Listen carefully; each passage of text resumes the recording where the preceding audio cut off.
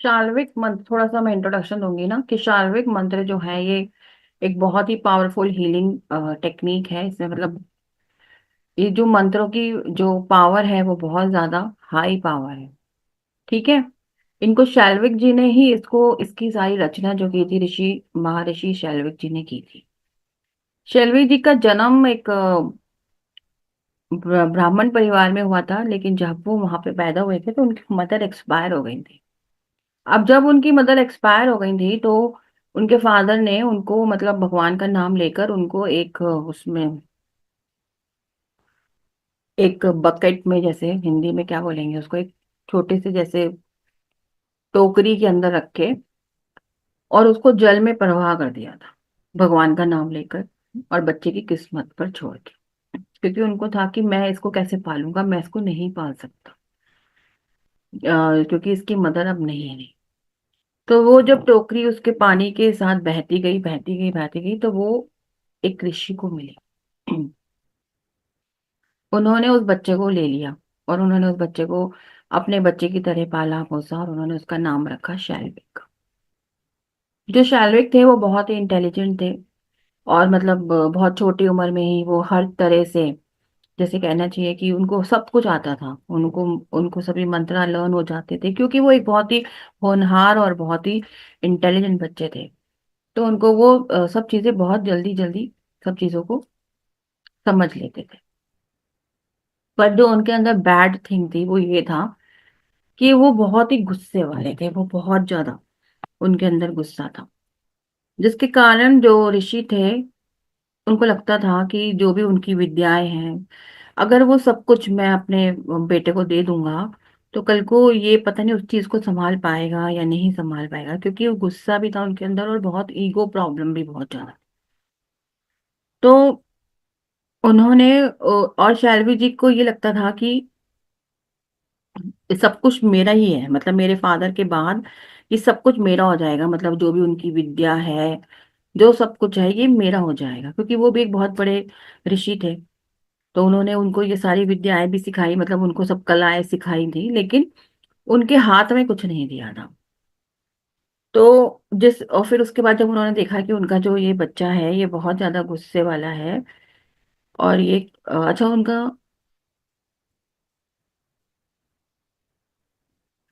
उनको लगा कि उनका जो ये बच्चा है ये बहुत ही गुस्से वाला और बहुत ही इगोइस्ट है, तो कहीं ये कल को कुछ गलत ना कर दे। इसलिए उन्होंने उनके हाथ में कुछ नहीं दिया, उन्होंने किसी और को अपना जो था वो सब दे दिया। जिसकी वजह से इनको बहुत गुस्सा आ गया और ये तप करने के लिए चले गए, मतलब गुस्से में चले गए। वहां जाके इनके जो दिमाग में आया कि मैं ऐसा कुछ करूंगा कि सब कुछ मतलब मेरे अंडर में हो, मैं ऐसा कुछ करूंगा। और इन्होंने वहां पे मंत्र बनाने शुरू कर दिए, उनको सिद्धि करनी शुरू कर दी, उनकी सिद्धिकरण जैसे कि वो सब कुछ करना शुरू कर दिया। ऐसे करते करते उन्होंने 4000, वो सॉरी 450 मंत्रों का बना दिए। और वो लोगों को, वहां पे लोग उनके पास जाते थे, जैसे किसी की कोई प्रॉब्लम है, किसी की शादी नहीं हो रही, किसी का बेबी नहीं हो रहा, किसी का बिजनेस का कोई प्रॉब्लम है, किसी की कोई प्रॉब्लम है, सब लोग उनके पास जाते थे और वो सबको मंत्र देते थे। और लोगों को वो, जब वो लोग मंत्रों का जाप करते थे तो उनको उस चीज का बहुत फायदा भी होता था। लेकिन वो फायदा सिर्फ तब तक होता था जब तक वो उसको करते थे जाप।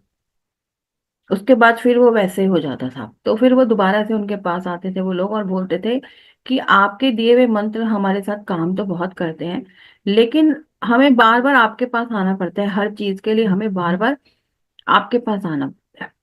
आप ऐसा कुछ करिए कि हमें बार बार आपके पास में ना आना पड़े। एक बार ही आप हमें एक सोल्यूशन ऐसा दे दीजिए जो हमारी फुल लाइफ हमारे साथ काम करे। क्योंकि हर एक मंत्र अलग अलग, जैसे किसी की शादी नहीं हो रही तो उसके लिए अलग वो बार फिर जाते थे, किसी के बच्चा नहीं हो रहा तो फिर जाते थे, किसी की शादीशुदा जिंदगी में प्रॉब्लम है फिर जाते थे, किसी को फाइनेंस प्रॉब्लम है फिर जाते थे। तो उन्होंने कहा ऐसा कुछ कर दीजिए कि सब कुछ एक में हमको मिल जाए। तो उन्होंने इस बारे में विचार करा और उन्होंने क्या किया कि जितने भी ये मंत्र थे इन सबको सिंबल्स में कन्वर्ट कर दिया। जब उन्होंने ये सब कुछ सिंबल्स में कन्वर्ट कर दिया तो एक उनकी जो भी उनके पास बुक थी, वो लोगों को देने मतलब वो बुक नहीं थी, मतलब वो लोगों को सिम्बॉल्स देने लग जाते थे, और जैसे जैसे वो उनको देते थे, लोगों के बहुत बहुत उनको फायदा होता था। जिसकी वजह से जो तांत्रिक लोग होते थे वो उनको बहुत गुस्सा आ गया।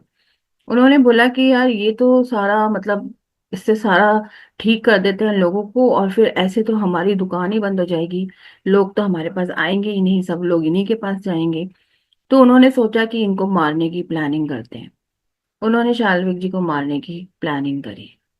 जैसे ही ये बात इनको पता चली शैलविक जी को, ये भागते हुए शिवा के पास आए और इन्होंने शिवा के सामने अपनी बात रखी कि भाई ऐसे ऐसे मेरे को मारने की साजिश की जा रही है, और ये मैंने अपने सारे सिंबल्स बनाए हैं, तो अब आप इसका कुछ करिए, मुझे बचाइए।